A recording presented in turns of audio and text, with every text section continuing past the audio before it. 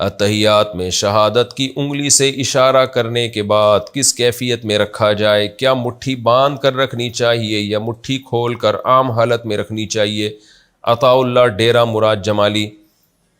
بہت ساری اس بارے میں روایات ہیں جن میں مختلف طرح سے علماء نے تطبیق دی ہے، تو اس میں جاؤں گا وہ تو بہت ہی لمبی بات ہو جائے گی۔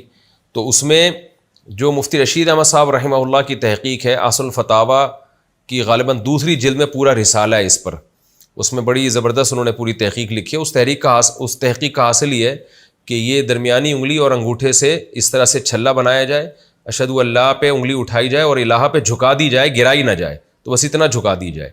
تو یہ طریقہ ان کی رائے یہ ہے کہ سنت کے زیادہ قریب ہے، اور بھی فقہا کی اس بارے میں آ رہا ہے، کوئی بھی کسی رائے پر عمل کر لے ٹھیک ہے، حدیث میں اس بارے میں بہت وسعت ہے۔ لیکن یہ جو ہمارے یہاں بعض حضرات نے شروع کر دیا اس طرح سے انگلی ہلاتے ہیں، یہ ہمیں کسی حدیث میں نہیں ملتا۔ جس طرح جو حدیث پیش کی جاتی ہے اس کا جو ترجمہ کیا جاتا ہے وہ ترجمہ اس کا بنتا نہیں ہے، اور یہ اجماع امت کے بھی خلاف ہے۔ ہمیں نہیں ملتا کہیں اسلاف میں کوئی ایک بھی اس کا قائل تھا کہ اس طرح سے نماز میں انگلی ہلائی جائے، تو اس سے نماز میں توجہ بھی بڑھتی ہے۔ ہاں مالکیہ کے نزدیک اس طرح سے ہے، نفی کی طرح، کہ نفی کرتے کہ انگلی ہلانا، یہ تو ہمیں ملتا ہے۔ لیکن یہ والا جو ہے نا، جس طرح سے ہمارے ہاں عام طور پر اہل حدیث حضرات ہلا رہے ہوتے ہیں، میں نے تو بہت اس بارے میں تحقیق کی ہے، مجھے کسی حدیث میں اس کا تذکرہ ملا نہیں ہے۔ ایک روایت ہے، اس کو مجھے ایسا لگتا ہے کہ وہ اس کا مفہوم جو سمجھ رہے ہیں نا اہل حدیث علماء، وہ مفہوم بنتا نہیں ہے۔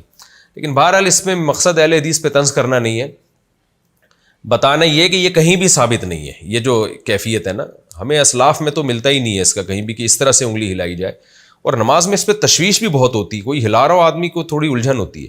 لیکن بہرحال یہ چھوٹے چھوٹے مسائل ہیں، ان پہ لڑنا طنز کرنا ٹھیک نہیں ہے۔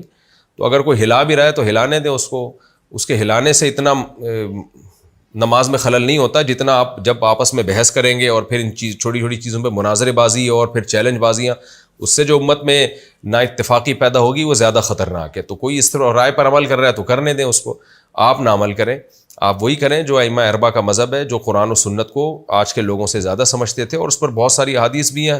وقت ملا تو انشاءاللہ میں اس پر پورے ریفرنس کے ساتھ احادیث کوٹ کروں گا اور پوری ڈیٹیل کے ساتھ انشاءاللہ میں اس کا مسئلہ بیان کروں گا۔ ابھی تو فی الحال یہ ہے کہ کسی نے دلائل دیکھنے ہو تو مفتی رشید احمد صاحب رحمہ اللہ کا بڑا زبردست رسالہ ہے اصل فتاویٰ میں، وہ دیکھ سکتے ہیں۔